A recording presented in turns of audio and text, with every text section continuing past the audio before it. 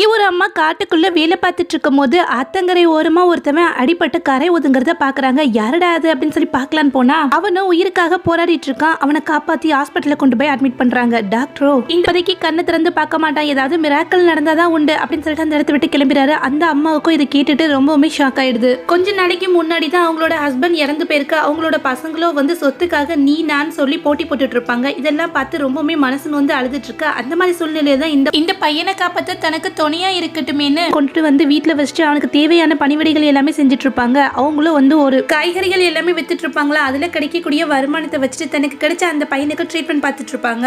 அப்படிதான் ஒரு நாள் அந்த ஏரியால இருக்கக்கூடிய ரவுடி கும்பல் மார்க்கெட்ல இருக்கக்கூடிய எல்லாத்துக்கிட்டையும் வந்து மணி கலெக்ட் பண்ணிட்டு இருப்பாங்களா. அந்த அம்மா கிட்ட வர அவங்களே வாங்க தலைவரே அப்படின்னு சொல்லி ரொம்ப மரியாதை கொடுத்துட்டு இருக்காங்க.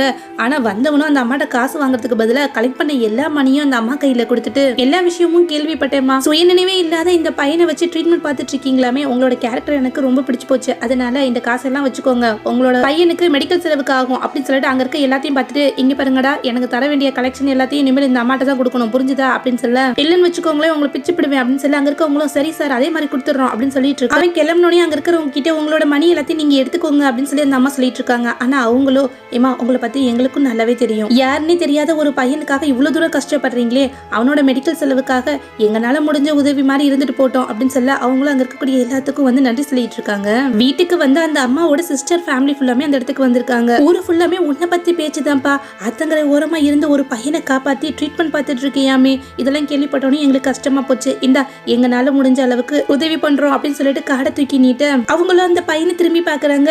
யாருப்பா நீ வந்த நேரம் உன்னோட ட்ரீட்மெண்ட்கான செலவு முதற்கொண்டு வந்து எல்லாரும் உதவி பண்ணிட்டு இருக்காங்களே அப்படின்னு சொல்லிட்டு ஆச்சரியப்பட அந்த சந்தோஷம் ரொம்ப நேரம் நீடிக்கல. அவங்களோட பையனும் வந்து அங்க இருக்கக்கூடிய ஒரு ரவுடி கும்பலோட சேர்ந்துட்டு நீங்க இருக்கக்கூடிய இந்த வீடு என்னுடைய பாஸ்க்கு வேணும், அதனால இங்க இருக்கக்கூடிய திங்ஸ் எல்லாத்தையும் தூக்கி போட்டு உடங்கிடா, உடனே வீட காலி பண்ணுங்கன்னு சொல்ல அந்த அம்மாவும் அழுதுட்டு இருக்காங்க. சுயநினைவே இல்லாம இருந்தவனுக்கும் அங்க போற சத்தம் எல்லாமே கொஞ்சம் கொஞ்சமா காதுல விழுக ஆரம்பிக்குது. ஆத்தங்கரை ஓரமா ஒரு வயசான அம்மா தன்னை காப்பாத்தினதும் தன்னுடைய ட்ரீட்மெண்ட்காக உழைச்சது ஞாபகத்துக்கு வர கண்ணை திறந்து பாக்குறான். அங்க இருக்க எல்லாத்தையும் பார்த்துட்டு நிறுத்துங்கடான்னு சொல்லி கத்த அங்க இருக்கக்கூடியவங்களும் ஷாக் ஆகி போய் அவனை திரும்பி பார்த்துட்டு இருக்காங்க. ஆக்சுவலா அவனும் ஒரு பெரிய பணக்காரன், காட்டுக்குள்ள நடந்த ஒரு ஆக்சிடென்ட்ல தண்ணிக்குள்ள விழுந்திருப்பான். கிட்டத்தட்ட 6 வருஷமா அவனோட ஒய்ஃப் வந்து தீவிரமா தேடிட்டு இருக்க. அவனுக்கும் இப்பதான் தான் யாரு அப்படின்ற விஷயமே ஞாபகத்துக்கே வருது. எந்த விதமான பிரதிபலனையுமே எதிர்பார்க்காம அவனை கஷ்டப்பட்டு அந்த அம்மா நல்லபடியா பாத்துக்கிட்டாங்க. ஒரு தாயால மட்டும்தான் தன்னுடைய பசங்களை இந்த மாதிரி பாத்துக்க முடியும். இந்த வீடியோ உங்களுக்கு பிடிச்சிருக்கும், நம்ம எப்படி பிடிச்சிருந்துச்சா நம்மளுடைய சேனல் சப்ஸ்கிரைப் பண்ண மறந்துடாதீங்க. தேங்க்யூ.